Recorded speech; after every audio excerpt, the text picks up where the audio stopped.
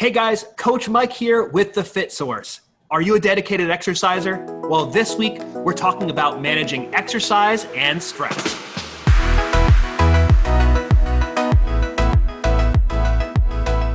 Hey team, welcome back to the What's Fit show, where we talk about the 4 things that drive your health and fitness: movement, mindset, nutrition, and physicality.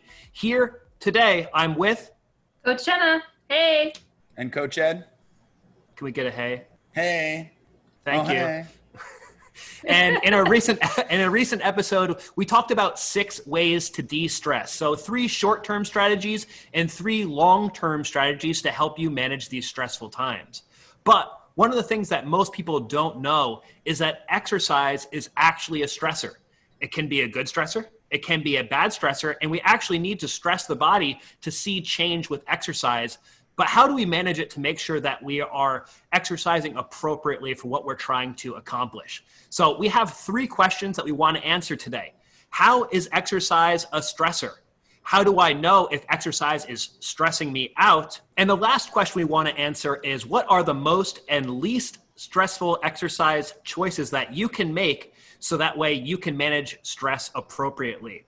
So first, I have Coach Jenna here to help you paint a picture for what the typical exerciser goes through. So the typical person that we encounter, they're usually undernourished, overstressed, exercising too much, and working out as their stress reliever.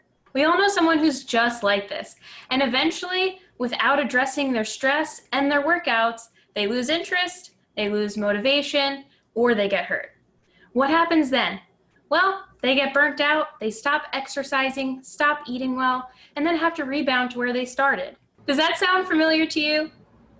I bet you it sounds familiar to a lot of the people who are watching this, because that's a lot of the members that come to seek us out. They're people who have had some positive and some negative experiences with exercise, but they've been stressed out, they've been hurt, and they're looking for guidance. So first thing we want to just talk about is, how can exercise even be considered a stressor? So we have our resident exercise stress professional, Coach Ed McKay, on the job to fill you in. Stress is one of those funny things that just because something makes you feel better, people automatically assume it can't be a stressor. So we have to just all agree that the only way you can get stronger is if you put the right amount of stress on the body. If I oversimplify the science behind it, you stress the body with the right type of programming, the right intensity, the right volume. And what happens is your body then has to overcompensate. So you dip down into stress, your body overcompensates, and you get stronger. So that's literally the only way you can actually get stronger outside of skill development and outside of just improved movement. So if we understand that we have to add stress to the body to have an actual compensation, then we have to all agree that exercise stresses the body.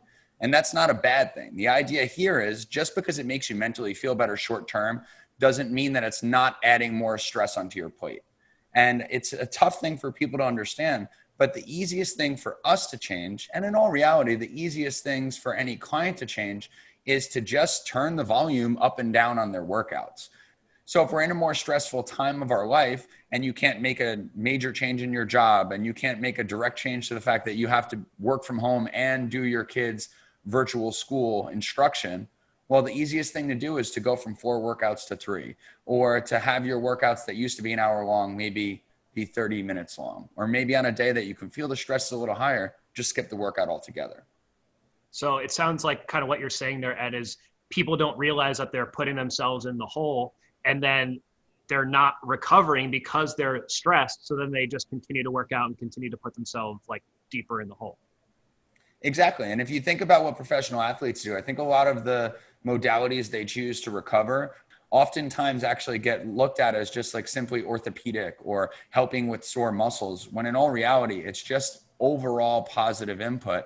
It's going to help reduce the stress or buffer the stress on the body, whether it's ice baths or certain massage techniques or certain treatment or movement protocols. It's all done so we can modulate the stress that comes in. Unless you have the ability to live like a professional athlete and actually directly control the amount of the amount of positive inputs or the amount of stress in your life, the easiest thing to change is training. And just like Mike said, if we just keep adding more and more intensity and more training, we're taking somebody who's already on the brink with stress and putting them further in the hole. And I mean, I will say the one thing that we didn't talk about there that's going to help people recover, and it's not necessarily a topic that we're talking about directly today, is nutrition. So before everybody that likes to use exercise as part of their health and fitness protocol, or just likes to use throwing some medicine balls or swinging a kettlebell to help de-stress, we're not telling you not to work out. We actually would love for you to get all the right inputs in your life and have the right balance so you can work out as frequently as possible, because it's going to help you get stronger and reach your goals. So, inputs like nutrition, inputs like going for a walk, inputs like improving sleep, these are all things that are going to help you be able to exercise more without putting you in a bad spot. And if you're somebody who's concerned with making sure that we can just add more of the positive instead of taking away some of what's perceived as positive, I think the first thing we need to do is make sure we track. Ed, that brings us to point number 2. How would I know if exercise is stressing me out? I mean, like I just mentioned, we want to make sure we're tracking something. And the more information we can track, the more educated decisions we can make about what's the right variable to change. So one super simple, easy way to track is to just have a more subjective measurement. What are your energy levels like? What is your soreness before? And what is your rate of perceived exertion from the workout? So in other words, we're finding out just your overall wellness, like how much energy you have, how good you feel. We're finding out how kind of beat up you feel, which in the client's mind, a lot of times is from the previous workout. In the coach's mind, it's a marker of how you're recovering from all of the inputs, including the stress of life. And then the RPE, like how hard do you think the workout was? If we can get all that information, it's not actually about a specific number. Like if we rate it 1 out of 3 and you say 2, it means you can't work out. It's about what is your consistent trend, and then the coach can see a difference. If you're always ranking at a 3 and then all of a sudden you're 2 a couple days in a row, and then all of a sudden you come down with a cold, or you notice your workouts are not feeling as, you're not as strong in your workouts, it gives the coach and the client information to work off of so we can start to make more preemptive changes in the future. I think that's really smart because a lot of people don't really realize that they're stressed out or that their workouts are actually adding more stress. And it could look like being very emotional or moody, or like you said, like being sore a couple days in a row, and all that stuff really matters. I also like a daily check-in. So checking with your mind and your body every day, and especially before a workout. Questions like, what's my mood like today? Did I eat enough today and the past few days? And what was the food like? Was it quality or was it kind of junky food? What's my stress level like? Have I been drinking enough water? And what was my sleep like last night? How long did I sleep? Was I tired this morning when I woke up? Checking in with yourself, I think, is probably one of the big things that people don't want to do. Jenna was talking about, people don't know they're stressed out. I think people know that they're stressed out. They just don't want to admit it to themselves. And they definitely don't want to stop exercising because then they think that's going to backtrack them on all the success that they've had recently. So just by using these 2 tools, having a daily check-in and tracking the exertion of your workouts and how you feel after them, you're going to have a really good sense of what the right exercise choices are for you. So for example, if you've been feeling moody and you haven't had the best food and maybe you're a little underhydrated and a little underslept, maybe the best exercise choice for you today is to go walking as opposed to having a hardcore strength training workout. Yeah, and if we have trends, whether it's information Mike's talking about, or we start to use technology like a food journal app like Chronometer, or like the Aura Ring that's going to track readiness and your resting heart rate and your quality and quantity of sleep, whether it's one of those or the other or both together, if we have the information, then we can make unemotional choices, because nobody's here just for fun. If you're watching this video, either you don't know how to scroll off of it or you're trying to solve a problem in your life. And anytime there's a problem we're trying to save in our life, we're trying to fix in our life, there's emotion behind it. You want to drop fat, you want to improve blood markers, you want to improve an orthopedic issue, or you just want to get the quality of your life back and stop feeling like such garbage. when that's the like hard motivation behind what you're trying to do, you need objective data and subjective data to help you make decisions. Otherwise, you're just going to doubt yourself when you decide to take a different path. And speaking of decisions, that leads us to number 3 on today's list. What types of exercise are the most and least stressful? So that way you have like a catalog to refer to when, you know, it's the first week of school and everything is all up in the air with your school district. You know what to go to keep moving in the right direction. So Jenna, what are some of the least stressful types of exercise that people can choose? All right, so that catalog we were talking about, the least stressful exercise you can do, we have walking, gentle movement, such as gentle yoga, non-competitive play, and swimming. The idea here is to lessen the intensity, right? So we're working on the parasympathetic nervous system, nerdy term, and not the sympathetic nervous system. So think like rest and digest. When I go for a walk, I'm not trying to be like, you know, really super fitnessy. I'm not carrying weights. I'm just going for a leisurely stroll. Jenna's actually a really good example of somebody who has zero interest in following this advice, but does it because she knows it's going to work. So, you know, she's somebody who typically wants to work out when, you know, the stars align 4 or 5 days a week. She feels like she can be successful if she's there. But when things are just a little higher on that stress dial, then she'll still take the same amount of time to focus on movement.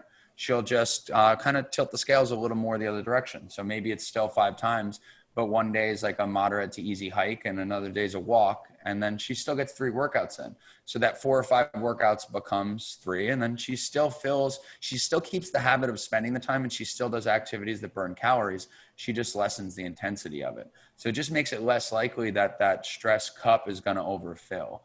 So Jenna is a human being. She's either going to do too little or too much when she's trying to make a change. And one thing that she did is what I just mentioned. She brings back the frequency and brings in more gentle movement. But another thing we did with her program is we kind of went more down the middle and we did more moderate intensity or moderate stress in terms of her exercise. So it doesn't mean we make the workout sessions easy. It just means we have like one big bang for your buck strength move, and we complement it with drills that are going to help improve that movement. And it actually turns the session into a little more practice. It butts you right up against the edge of your ability, and it feels challenging in other ways, but it doesn't leave you feeling overly sore, tired, or beat up. So if we can not only potentially scale back the frequency, but we can scale back the intensity of the workout and change the focus of it, then we can very quickly get back to a place that we can push the envelope again. We want you to stress as much as you need to when it comes to exercise, but we just have to pay attention to some of those signs we talked about earlier so we make sure we're not overdoing it. I really like one of the things that we've been saying in our trainers meetings lately is that we'd rather see our clients and ourselves have more rest between exercises than more rest between exercise days. And when you start to think about Jenna talking about gentle movement and what are some lighter options in terms of exercise and stress on the body, and then the approach that Ed's taken with Jenna, and Jenna could be a fill-in for any human out there, a stressed out person who's just trying to manage life. This is a really cool option for people to know that they don't have to stop exercising because they're feeling stressed. It just means we have to find other ways to manipulate exercise so that way we don't continue to put you in the hole. So Ed, can you real quick for people paint a picture of what like a high intensity workout might be that's going to really like put a lot of stress on the body? I guess we could go to one extreme or the other, and it's not always polar opposites, but you can have a more intense conditioning workout, like a high intensity long distance run, or even like true high intensity interval training. So think like hard conditioning work is going to be more intense or more stressful. And then you're going to also just have a higher intensity or a higher rate of perceived exertion in terms of a strength training session. So it can go either way. It's going to be more about, without going too far into it, it's going to be more about, there's certain ones that we all trend towards naturally. I think of a lot of people when they first start exercising are more comfortable in that kind of conditioning realm. So when you start to go more into generating more force through the floor, a little more force production and lifting heavier weights, I think it can be extremely taxing on the nervous system because it's not the type of a conditioning we're accustomed to. And it can go the other way. If somebody's used to strength training and they start trying to do conditioning work, it can put them in the hole really fast. But I mean, I guess simple answer is think just extremes on either end of the spectrum, and just think more overall density is going to be more likely that we're putting more stress on the body. And we're talking about reducing stress, but we also spend just as much time in our coaches meetings talking about how to make the workout more intense for the people that show up to the dance ready to go. So we can do different complexes and we can do different weight and rep ladders and find ways to make that one person in a small group work more intense with more volume while the person next to them is managing maybe a little more of a stressful time in their life. So just don't think that our answer is always going to be less. It's just going to be do less when you need to do less. It's so cool. And that really makes me think of like right now is a perfect time for people to hear this because at least in New York and the surrounding states, people are just allowed to go back to gyms. So you may not have been exercising or you may have been dabbling in some exercise while you were away from your home facility. So definitely take this information to heart and know that like if you haven't been exercising, your conditioning is low. And if you go right back to hard cardio or heavy interval or lifting sessions, you're going to be putting a lot of stress on your body. So start with that idea of maybe a little bit of lifting with a little bit more restorative work, doing a set and going for a quick walk around the gym or whatever. I don't know what facility you go to, but figure out a way to help mix that high, like the little bit higher intensity lifting with some lighter exercise, either in a session or over time to help you build up your capacity and not put yourself in that picture that Jenna painted at the beginning of this show, that people are overstressed, undernourished, and they're just right on that brink of either losing motivation or getting injured. And we don't want that to happen. I don't know when you're watching this, but it's September 2020 in our neck of the woods. And this has been a crazy year. We work with a lot of people, and we have quite a few people we work with that have been working with us with 3, 4, 5, 6 years.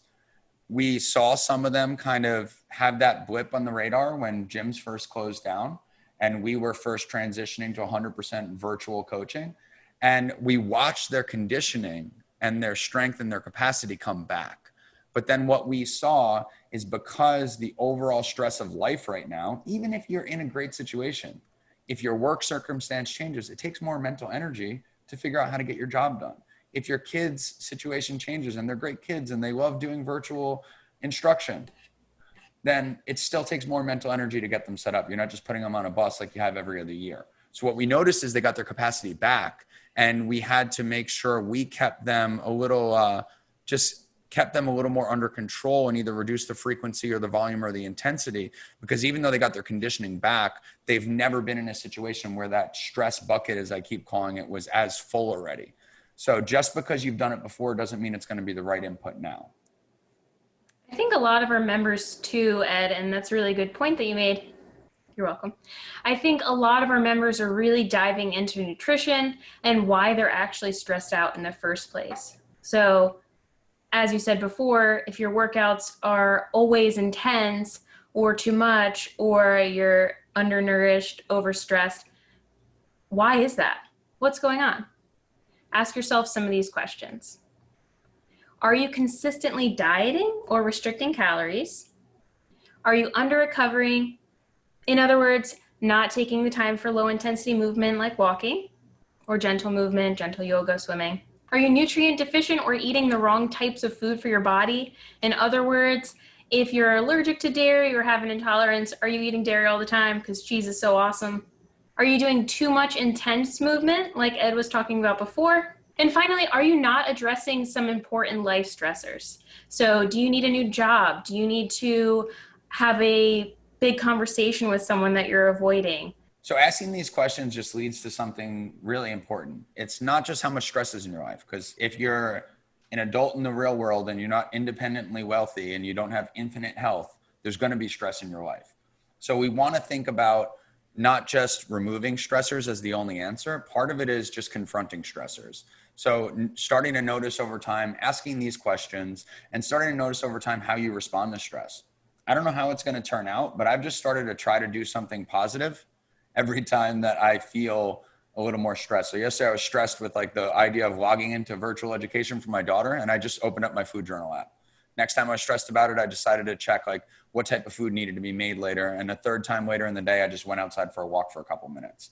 Like if you start to notice where the stresses are coming from, you can start to change how you react to them. And I think that's just something powerful that people maybe don't quite focus on enough. That's really cool. So much of this stuff is lifestyle, guys. So if you're watching this, hopefully you see that exercise can be a stressor. It doesn't mean that you have to just stop exercising when you're stressed, but it does mean that you need to understand how to toggle different types of exercise to help you stay above that deep dip where you lose motivation, you lose your feelings of wanting to work out, and then you get injured. We don't want that to happen to anybody, because then that just puts you back to where you started. Or you get sick. And this time of year, a lot of people just assume it's the change in seasons, and it very well could just be like your workout that's actually bringing you there. That's a great point. And so you need to, one of the best ways to just decide whether you're stressed is to go back to the beginning of this episode, find those 2 ways that you can track how you're feeling with your workouts and just internally, emotionally, and physically, and use those 2 tools to help you make the best exercise choices for yourself and this time. And remember, the thing that's going to really help you break through is not that one workout that you want to do or skipping the workout to go for a walk. It's consistency over time. So getting injured, getting sick, losing motivation, I think we can all agree that those are not things that are going to move you forward. So why not try a new strategy, break the cycle, and do something that's going to be not only helpful for you in the short term, but also in the long term as a healthy, vibrant, strong adult. So awesome help from Coach Jenna and Coach Ed today. Thank you so much, guys. You're welcome so much. You're welcome. I'd look down and you both bowing. We appreciate everybody that's out there watching these, and we hope that you can take away one thing from this to help improve your life. That's why the 3 of us got into coaching, and that's why we started the Fit Source. So this is the What's Fit show, where we talk about the 4 things that drive your health and fitness: movement, mindset, nutrition, and physicality. Thank you for watching. Hope you're not stressed out, and we'll see you next week. I'm not stressed. You're stressed. Don't call me stressed. Go for a walk. Later, friends.